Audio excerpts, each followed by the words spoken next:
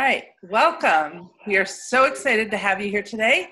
My name is Melissa Sangranis, and I'm the Associate Director with the Center for Family Care. And we are going to be discussing cultivating lives of service with our children with Karina Bitar, and we're so excited to have her here today. Just before I introduce her a little more formally, just a few things I want to go over about the format of the webinar. If you guys scroll around on your screen and look down towards the bottom, there will be what is it called? A Q&A box. You may ask questions at any point in there. We welcome that. You know, Katrina's here to answer your questions about this, and so you can ask questions in that way. And also, just so you know, if you have little ones skirting around you and demanding your attention as you're watching this, we are recording this. So if you're not able to say the duration and stuff, or you get distracted during it, in about a week we put it up, and you can come back and watch it there. And to find out when it goes up, you can check our Facebook page or visit our website, which is family.goarch.org, or sign up for our listserv as well while you're there. We'll keep you informed of all of our different webinars. And then the other thing I'd like to mention, always our gratitude to Leadership 100 and faithful stewards like yourself that allow us to offer these to everyone at no charge and stuff, and we hope to continue offering this ministry to you. So thank you to all of them. And now let me introduce you to Katrina. Katrina's been the director of YES, which stands for Youth Equipped to Serve. It's a program of Focus, and Focus, if you're not aware, is a fellowship of Orthodox Christians United to Serve. So Focus North America does a bunch of projects around service and helping people throughout the United States. It's a wonderful Orthodox program. So she is been with them since 2009 running this program. She is also the director of Camp St. Nicholas at the California Deanery of the Antiochian Orthodox Church. She has her BA from Rutgers and her master's from St. Vladimir's Orthodox Theological Seminary, which she received in 2009. And we're just so happy to have you here. I've had the good fortune of working with Katrina over the past few years, and I've learned so much from her, and I know she's going to offer us a lot today. So Katrina, welcome. It is really nice to be here, Melissa. It's nice to be here with all of you. Very grateful. Thank you. So let's just begin by having you kind of tell us about how you would define service. What is your view of what service is? Yeah.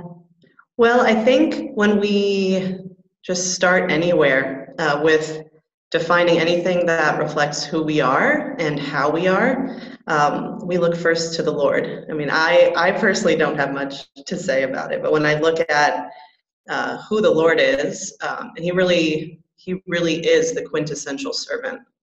He welcomed all, invited all. He went out and sought the sick and the suffering and the estranged, and he died so that all people might live. And I think when we think about servanthood, we have to start by looking to him, because service really is a way of life, and often we can think of it in the sense of a project. You know, like service is something that we do as part of our life, part of what we plan, or just something that we design and we kind of put it in a box and we call it service.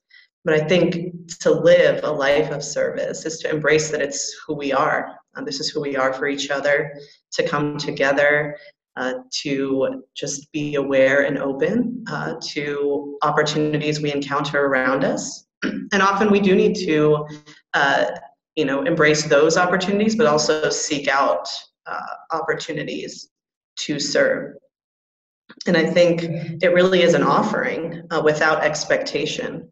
Without looking for certain results or expecting anything in return, or even expecting to feel good afterwards. Like real service, I think, breaks our hearts as well and wounds us. If we're with the wounded, we're going to be wounded as well. And and experience that when we are bearing one another's burdens. So I do think it's an offering. It's a way of life, and true servants will suffer, and to kind of enter into that and embrace that as a means to joy.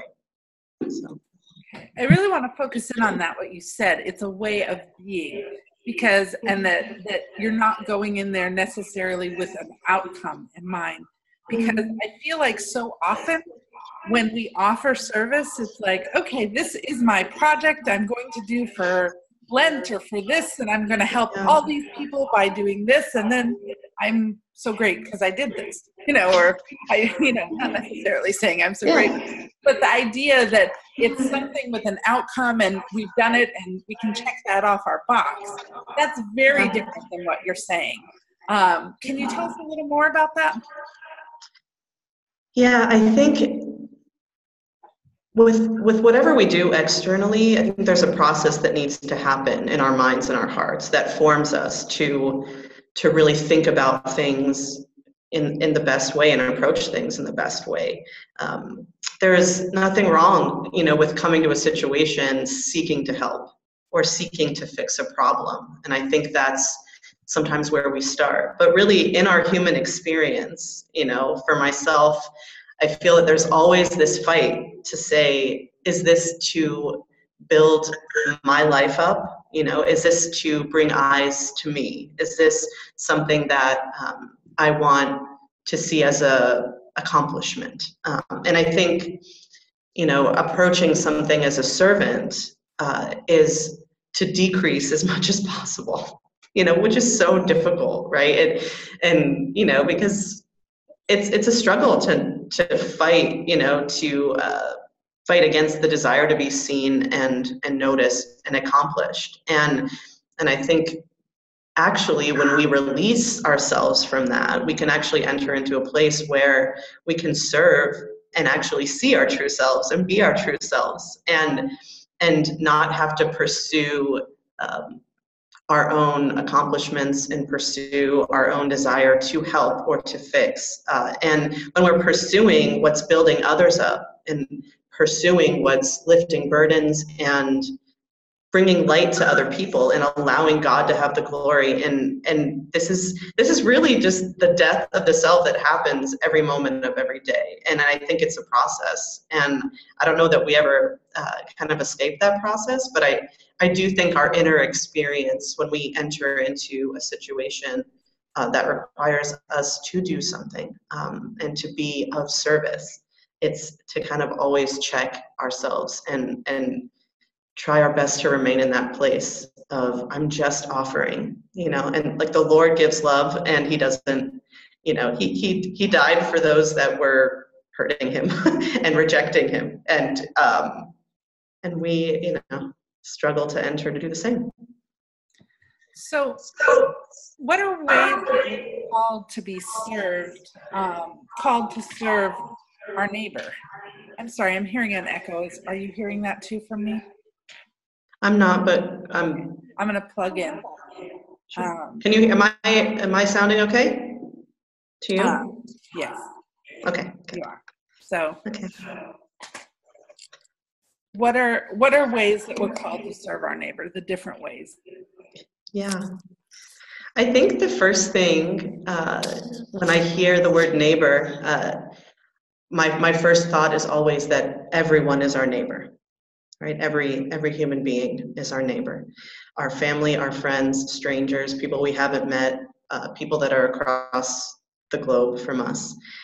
Everyone is our neighbor. And everyone we like, everyone we don't like, and everyone that is familiar, people that are unfamiliar. And I think that's really the starting place of recognizing what it is to serve our neighbor, is just to recognize with joy that every person is our neighbor. And I think when we start exposing and engaging our young people and our children in that mindset, then we will really be able to see and notice when our neighbor is in front of us and is in need. And we won't feel separate from anybody. And when we encounter these situations that are different, they're going to show up in different ways. Like you said, like, what are the ways?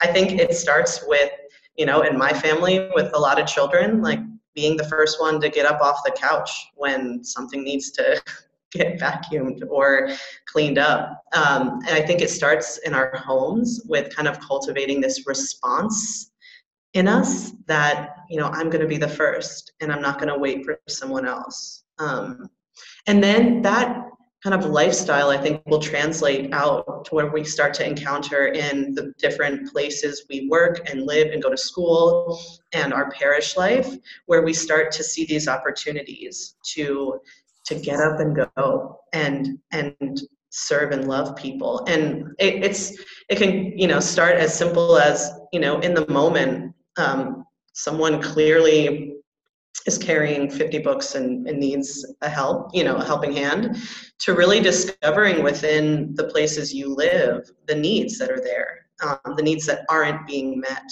and to be able to go out, the light here, to be able to go out and seek these opportunities. Because I think for each of us, who we encounter and the needs we encounter will be different.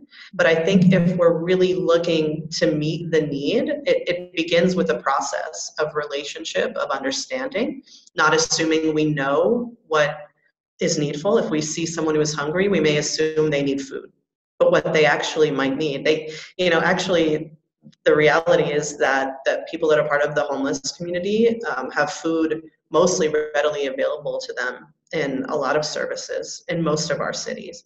And what the real need might be is company, acknowledgement, not looking away, and actually going to places, family shelters, for instance, and not just kind of dropping off toys, which is a beautiful offering, but maybe taking the next step and, creating a carnival for the kids there and bringing the families from your church there, and being with them and allowing your children to see children that are just like them, that are just in different circumstances, and not feeling so separate. And I think that's the heart of our work, is to make sure that we don't create a circumstance in our own lives or a situation in our own lives with our children that they feel separate from any group of people, from anything that's unfamiliar. And as much as we can expose them, then they'll be able to see the opportunities that arise because they're seeing us just respond and not tell them what they should do, but live a life of what is the true human experience and what is at the heart of what it is to be a human being. Wow, there's just so much there. I want to pick that apart a little bit because there were a couple of things you said that were just so incredibly powerful. First off, you talked about how this starts in your family. And it starts with just doing things like getting off the couch and, serving the people in your home, and I remember hearing somebody say that the closest neighbor you have, when we talk about serving our neighbor, is the people you live with. Like a married person's closest neighbor is their spouse. So you might be going out and doing all this stuff for others, but how are you serving your spouse daily if you're married? How are you serving your, children daily if you have children? How are you serving your siblings if you have, brothers and sisters? But then from there, it kind of goes out to the world and stuff. And that idea of treating people like humans, like God loves them just as much as he loves you, and remembering that this person before you is a child of God. What it brought out in me, and it just really made me think of, was I used to work in early intervention for many years, and I worked in a very impoverished area. And with a lot of my families, I would go to doctor's appointments. And these were families that didn't have insurance or anything. This was a while ago. And it was unbelievable to me, because if they didn't have insurance, or if they were going to get their benefits or anything, how long they had to wait to get stuff, much longer than other people, which impacted them being able to work. And the other thing that amazed me is how they really weren't treated like humans. They were treated like that they had done something horrible to land themselves in this state, and that they were just kind of treated in an inhumane way. And I thought to myself, my goodness, if these people working in these agencies were being loving towards these people, wouldn't it be more helpful in helping them with where they are in their current life situation than this I don't know, so in some situations it was almost like this scathing way they were treating them and stuff. Do you see a lot of that with the populations you work with, of that inhumane? Yeah, I think it's I think you see a range of things, and I definitely again with even if you think about like why we call hospitals, there's just the name implies that hospitality should be at the heart of everything, right?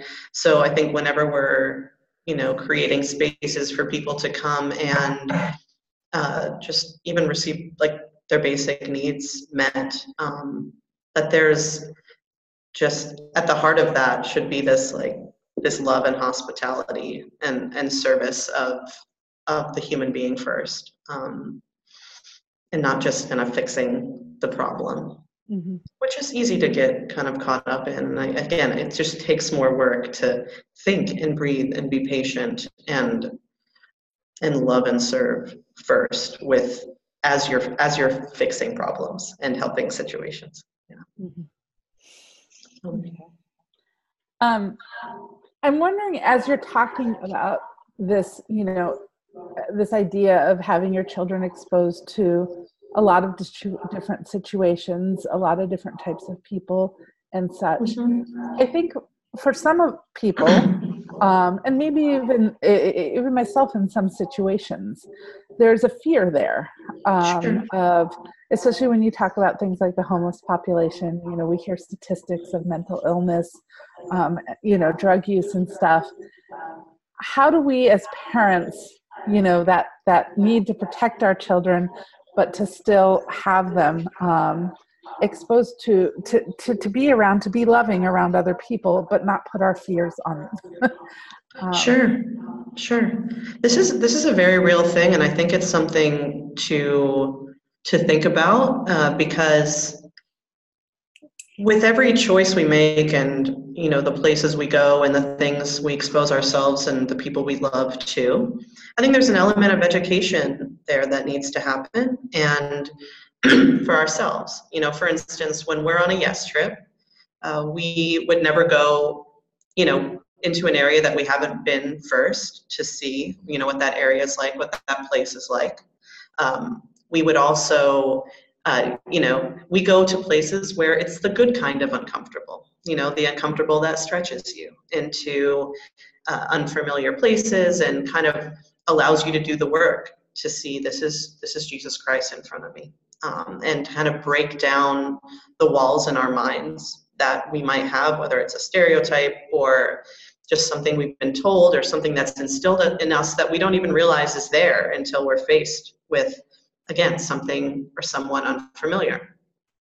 But the reality is that if I like to think of it like there's seatbelts in every area of life, like there's a seatbelt for us to do our part and put it on to be safe in the vehicle that we're in. And I think in every area of life, there needs to be a level of bravery, not stupidity, to know where you're going and to do, if you're going to work at an organization that's been around for 20 years and is skilled and is running a beautiful ministry for, whatever community of people they are, chances are it's a very good place for you to go and expose your family and children to, and kind of work through those kind of walls inside of us to allow us to have relationships with people, to break down and to do our own research and education, and to not lead with fear, but lead with love. Because fear is going to keep us from new, stretching, situations and places where we're being called to go out and love, and it's going to keep us from that. So I would say you're absolutely right to wonder and question, and but don't let it lead to a fear that keeps you from situations. Again, don't go out into a city where there's 90% gang violence. You don't want to go to those places. It's not for you to go. It's for someone else to take care of and work on and be there, right? It's probably not your work to go there, but it might be your work to go to a downtown area where there's people of all socioeconomic backgrounds engaging with each other, walking back and forth, experiencing the city together, and to go out and to experience it with them, but to look past the familiar, right? To look and see the needs that are in this very busy downtown area that everyone spends a lot of time in, and to maybe, turn your head in the park where your family is towards someone who's by themselves. And again, not walk up by yourself, but think about how can I engage, and that's a whole other topic of like the how to engage, but I just think it's very normal to have fears of anything that is new and unknown, and it's just okay to do your research and educate yourself so you don't stop, and so you don't put up the red light for you and your family. And I think if this is a new experience for you, certainly organizations like your own, which I know that there are focus North America sites throughout the country, but other local agencies are great to work with and partner with, because their concern is to help the population, but also to equip those to serve. And they will give you what you need to serve and teach you the proper boundaries and stuff. So as you're getting started, don't feel like you have to go out there alone and forge your own way of serving. Absolutely. In that way. Okay. And that's really the purpose of YES, to begin with, is to come to your city. Like YES leaders come by invitation to create an experience for you, with you, for families, for college students, for high school students, to create it, to be with you, and, with people that do this all the time, and to kind of engage with organizations in your city with you to connect, to make connections. So absolutely.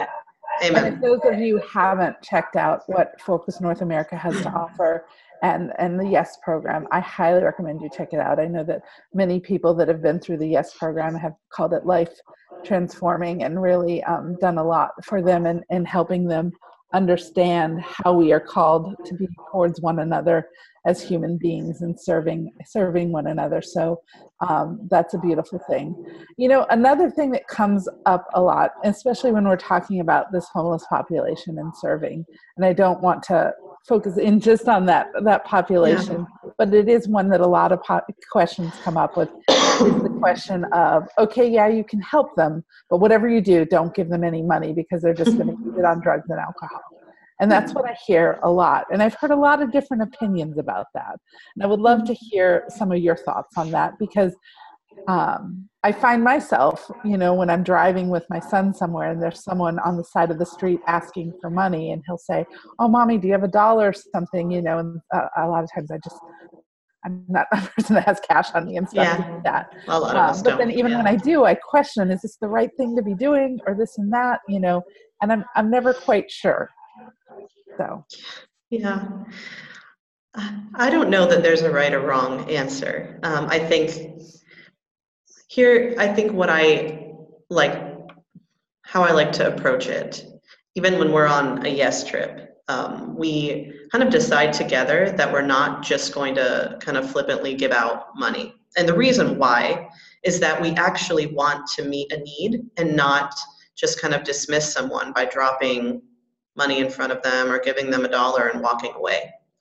In order to meet a need, you have to know, and you have to come close to a person, and you have to just be able to connect at the heart and touch each other, and so that's kind of one way to look at it. I would also say that there are many times where I'm at a stoplight and I see somebody and it's about to turn green and I don't have time for a conversation and I'm not gonna cause an accident. So all I'm able to do is maybe to say hello, and if I have, you know, some change or $1 and in those moments where I decide to do that, I think it's primarily because I want them to know that I saw them and I'm acknowledging them, and I don't have other food in my car or something like that. I know a lot of people that keep food, like non-perishable food in their car for moments like that, because the food is really a tool for connection. Like anything you give out is a tool for connection, right? It's not so much, they're gonna be hungry in another hour. You know, it's not so much about in that moment when you are passing someone by, or, and we're talking specifically about these situations, you know, food is a way to connect. Giving socks, blankets, things that are needful, way to connect. But I think when we give, you know, things that we've discovered are needful in a conversation, other than giving money, we're taking time, which is different than just dropping money. But, and I think we don't, if we actually put our energy into sitting and trying to figure out what people are going to do with the money, we might just be kind of spilling and stirring and entering a place of judgment that is just dangerous and kind of like will taint our gift. And I think it's good to talk to the people in your town before we go out on a yes trip. You know, I've talked to police officers or the homeless coalition and say, you know, what is the population like here, you know, and they've sometimes told me, like, please, we're trying to get them to come and receive services in our places. Please don't give out money. Please don't, you know, and they've asked us that, and we want to honor that in each city. So again, like, do the research and ask questions, and the officials in your city might be able to tell you the best ways to help the people that are, I mean, there's actually cities that will give IDs to people panhandling, like they register to which is kind of an interesting thing. But yeah, I think really, to kind of sum it up, meeting a need is different than dropping $1. Okay. So. All right. So we've been talking a little bit about this population that has a need and stuff. I'm wondering if you could talk a little bit, we've talked a little bit about serving our family, but could you talk also a little bit about how we cultivate serving within our parishes, within our parish community? So. Yeah, I think you know, I've spent a lot of time in different parishes in my life. I lived a lot of places. I grew up in a beautiful parish community. And I think when you come together as a family, you know, and what our Lord does for us, you know, when he lived amongst us and walked amongst us, he redefined what family is for us, right? And he, you know, he showed us very clearly that every human being is part of our family. And I think when we come together in our parish and we see it as a family, taking care of each other and taking care of the greater community, the best ways to foster that are to think about, how do we, first of all, make sure that everyone in our family is taken care of as a parish?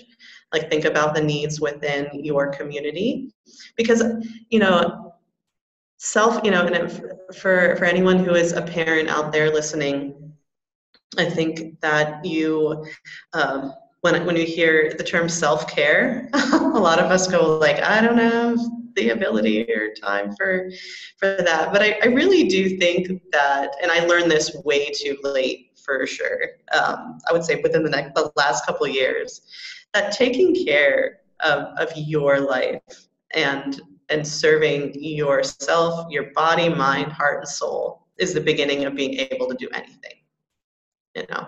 And I think it starts on an individual basis, and then, in your home, and then it extends to your parish family, and that we look around and go, how do we create a strength in our family here where we're able to give anything? If we're not caring for our own life, what are we going to have to fill anyone else's cup if ours is empty? So I would say definitely look around in your parish and your family and say, are we caring for the elderly? Are we caring for the families? Are we caring for our children the best way? And then, once kind of the home is in order, I guess, to think about how do we go out now? And we're part of this community, and how do we live in the fullness of taking the liturgy into the streets? There's so many, like the Eucharist is mobile, like it's amazing. Like, a mentor of mine once told me, like, the chalice is the beginning and end of everything. It's the starting place, and it's what you come back to. But when we go out into, out the doors of the sanctuary, we're going out, to minister. We're going out to serve. St. John Chrysostom said, if you don't see Christ and the beggar on the street, you'll never see him in the chalice, which is like, first time I heard that, I was like, oh gosh. But I think it's the reality. I think the reality is that we come to the Lord's table to be fed, to go back out and feed others. So that's very powerful. I just said a lot. I'm sorry. I'm just No, it was beautiful. And I'm just, you know what, when you talked about that self-care piece, I think that's one that we have to highlight a lot of times, because, in anywhere we read in the Gospels, Christ was always going off by himself to pray before he ministered to people. Always. And how often do we see, and as I say this, I think, I consider myself the, chief person that doesn't do this well, but how often do we extend ourselves to serve others in our church, but we're not taking care of our own spiritual needs? And then all of a sudden our service becomes about us and meeting some sort of need in us, and it doesn't come about meeting Christ in the other person in front of us. And I'm wondering about that idea of motivation for service and stuff. And I mean, it sounds like what we're saying, that the reason that we should be serving others is as Christ served others, which we should be seeing Christ in everyone and loving them with sacrificial love, as he did. But what are some of the motivations that keep us from doing that, or how can we expand on that a little bit in our brokenness? Yeah. Well, like I was talking about before, I think there's always this fight in us to check our motivations for anything. And I think this is the gift that the Lord gave us of this, of life in this chronological world. That, nothing about him is chronological, but we actually have this opportunity to fall and get up and look back at him when we're not looking at him. And I think that part of, everything begins with, why am I doing what I'm doing? And then our actions will fall in line with that and checking ourselves. But I think some motivations that kind of creep in, that I think we just kind of have to watch out for and think about is again, like what you said before, just kind of seeing serving as part of our life and saying, checking off the box of I've done it, it's done, I'm good, kind of thing. Which I think I've definitely evolved through. And I think it's also, the motivation can be, things can creep in, like wanting something in return, or wanting, like we said before, different results, or, because I think the reality is when kind of our focus changes from, I want to like go to the, be in the dark places that other people are experiencing and help to bring light, right? And that's Christ's light, and I think that requires that we see ourselves as next to them, not above them, right? With them. no matter who it is. Like, we all have our own poverty. Like, I serve through my own brokenness. You know, I come to the Lord and say, like, use me, like, through everything that is weak in me. Like, you will make it strong, and you will allow me to do anything that is your good, like, through my hands and my feet, if you let me. And I think that the motivations that can kind of distort that, you know, are when we think it's, you know, within our power and control to make anything happen. And I think what is in our control is to submit. Like, that's the only thing in our control, is to submit and say, like, Lord, use me, like, I'm yours. Clearly, you know, I'm full of imperfections, so I can't possibly do anything good without you. So, like, make something happen here. You know, I see a need in front of me. And I think the first question, like, if you read the story of Nehemiah, I always kind of, like, go back to that in my mind too, of, like, when he saw something he thought was his work, he first prayed and said, Lord, like, show me if this is my work. You know, like, if we see something around us, whether it's someone in our life that's struggling, even close to us or far away, you know, we see a problem, like, our heart is breaking because, you know, of something that happened in another country, that we're just, like, watching the news and saying, like, I feel like I need to do something about this. Like, ask God, like, verbatim, like, this feeling I have right now, are you calling me to something? And if you are, show me, you know, and make it so that I don't see it as my work.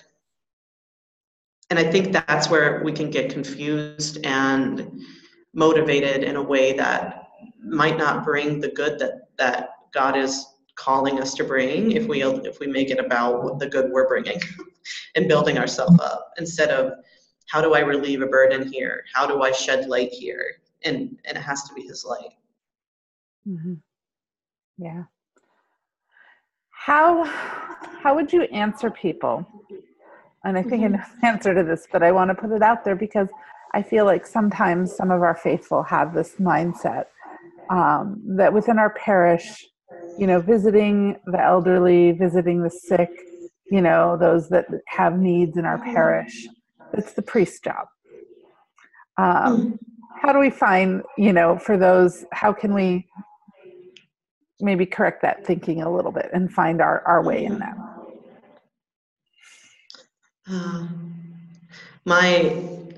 My father is a priest, and when we were growing up, he used to, like, just put us in the car and go bless homes with him. And I don't think he just did that so he wouldn't be home alone. I think he did that to show us that, you know, we all have a priesthood.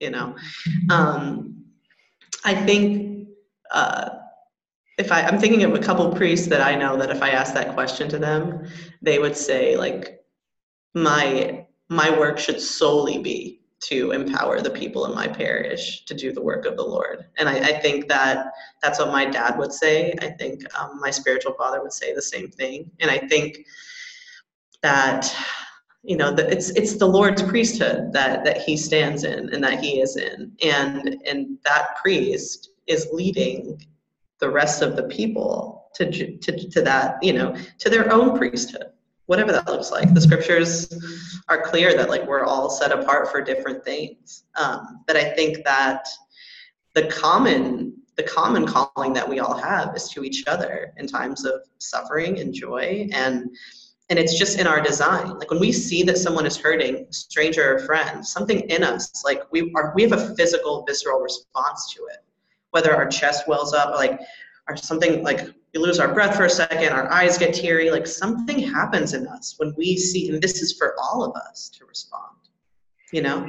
And I think, you know, when the Lord, I mean, everything about the early church was like, out, out, out, out, out. Go to this country, go to those people, go to that house, go to whatever, like, everything, you know? The Lord kept his disciples with him to teach and to form them to go out. And that's everybody. That's everybody. We all, you know, if we're not called to the ordained priesthood, we're called to another priesthood. And I think it's the you know, priesthood of believers. And to believe is to say, I follow this the God that came and died for us so that we can die for each other. Mm-hmm. And that death looks different for everybody, and it's not always a physical death. Sometimes it's I'm going to let myself be interrupted right now because my friend is in the hospital, and I'm going to go sit there, and I might not even do anything. There's nurses and doctors, but like, I'm just putting myself in a place to say that, like, you matter, and giving you my time and just my availability. Like, being available is 99% of our ministry in this world. It's just being available. Okay, here it is. This is where I need to be right now. Just showing up. Yeah. It sounds like a ministry, not so much of service where we see something as an action, but a ministry of being present. Yeah, sometimes service is just being, too. Being. It's not always doing. Yeah. Which is hard, I think, in the world that we live in, because we really like to try to fix things. And sometimes when someone's in the hospital or someone's just lost a loved one, there's nothing you can do to fix that. All you can do is be. So that offers the greatest service. So. And it's hard for us even more now for our children. And this is why I think, because being idle can cause anxiety. Like, not having something to do can make you feel unaccomplished and unvaluable and anxious. And what do I do? What do I do? What do I do? Okay, being is doing, like sitting is doing. And I think it's like, it takes fostering that, from a very young age, that it's not always, you don't always accomplish what is most needful by doing something. But it's actually like asking the questions of, like, what is most needful right now? Okay, me sitting here, putting my hand on your shoulder, or like, maybe that's most needful. But maybe in a minute from now, you're going to need a meal, and that's going to be most needful, and I'm going to go cook you something. So it's just that availability to be what's most needful, I think, and actually taking the time to explore it. Like, what is most needful from me right now?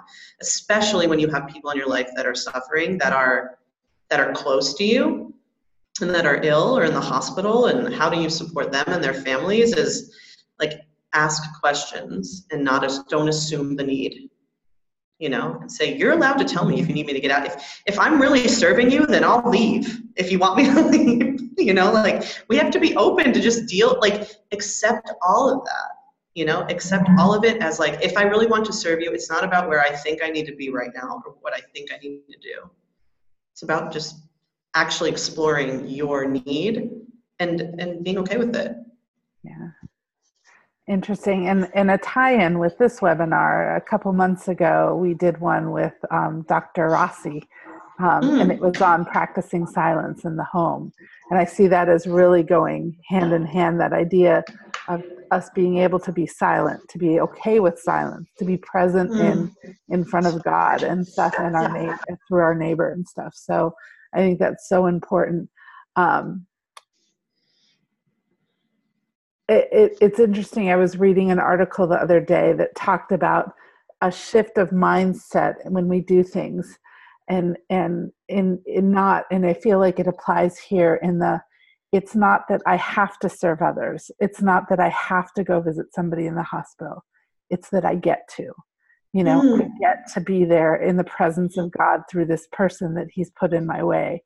And that idea of shifting our mindset from, I have to do this because I need to be there for this. I get to be there for so-and-so, and at their feet, like that's what I'm doing, It's a beautiful way. Thank you for really illustrating this. I want to get into some practical things, but I want to remind everyone, please feel free to ask questions. We're coming up in about 15 minutes left or so.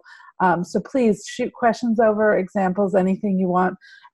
Depending how many come in, we may or may not get to them all, but by all means, send the questions. Again, you scroll down to the bottom of your screen, there's a Q&A box, and you can put your question in there and we will get it. So can we talk about some practical things that you've seen done with different ages of children to help kind of build this intrinsic motivation towards service from a very young age up to, I mean, you talk about ideally, you start building this when children are really young, so that it's just a part of who they are. But then I'm sure we have people listening to this who have the, teenager that right now is might be very focused on themselves. I'm not saying all teenagers are very focused on themselves, but how do we motivate those that haven't been brought up with this mindset and shift them to it and stuff? So some different thoughts there. Sure.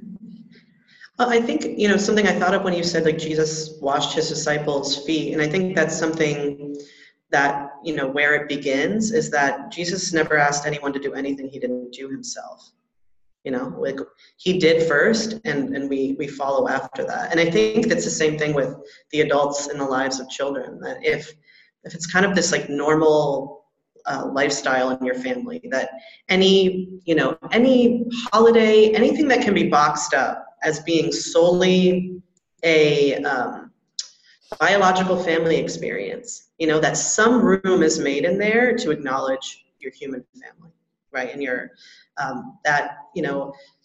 it's one thing to tell your kids that they should write a thank you note, but it's another thing for them to look over at you while you're writing a thank you note or making a gift for someone who's sick and say like, Mommy, what are you doing? I'm just, writing a thank you note, this person, whatever, and I think it starts with them, teenagers, 7-year-olds, 4-year-olds, whatever, seeing just your normal way of being, and that you're thinking of others outside of your family and outside of your familiar world. And I think it starts with that for sure. Because what we want is to cultivate in our children for them to choose on their own to be a person who thinks outside of their reality, outside of their world. And I think if you do on a normal basis and you engage them in that, Thanksgiving, there's always a way that the greater community is being touched or you're experiencing it with your family. My dad would always leave on Christmas morning and go give gifts to kids in the church whose parents couldn't afford to give them gifts. And we didn't feel neglected by that, we helped him get the gifts. We helped him do that. I think I think that those are some practical things that your lifestyle, and even like if you do regular prayers in the morning or at night in your home with your children, that you add people to the prayer list. You ask them who they want to add. Are any of their friends suffering? Are their parents, do you know of any of your, is there anything you've seen on social media that breaks your heart? Use the access they have to the world as something to engage them in a healthy way. Like thinking about, prayer at home being for, your family, your friends, and also for the world and different countries that are suffering or different people that are making tough decisions out there. So I think it's just part of like your normal living that everything is being guided by our connection and our draw and our real just responsibility to each other and real connection to each other. I don't know if that's helpful. I mean, there's so many It's very helpful. And as you were talking about that praying and adding people to the list that need praying for, I think you can, even if your parish doesn't print a list of people that need to be prayed for, maybe even ask your priest, are there some first names, maybe they can't give everybody's name or something, of people we can add to our prayer list too. But then I was also thinking, having just come out of, our Saturday of the Souls services, are there people that have passed in this past year that don't have family, that aren't going to be offering a memorial service for? Could your family make the wheat and offer that memorial service for them and pray for them as they're making that wheat and stuff?